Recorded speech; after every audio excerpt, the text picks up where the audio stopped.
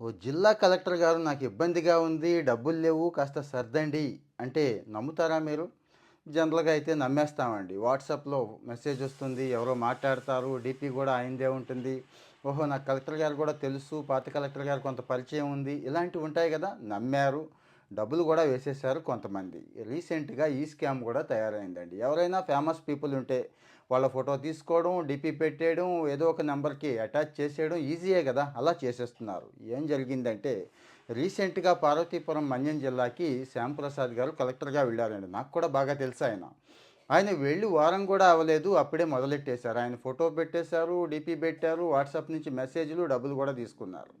కానీ తర్వాత తెలిసింది ఆయనకి ఆ విషయం. వెంటనే ఆయన అలర్ట్ చేయబట్టి సరిపోయింది. ఆ మధ్య కాలంలో ఎన్టీఆర్ జిల్లా కలెక్టర్ ఢిల్లీరావు గారి పేరు మీద కూడా ఇట్లాగే జరిగింది. సో, ఒక జిల్లా కలెక్టర్ గారనే కాదండి. ఎవరైతే కాస్త పాపులర్ పీపుల్ ఉన్నారో, ఫేమస్ పీపుల్ ఉన్నారో వాళ్ళ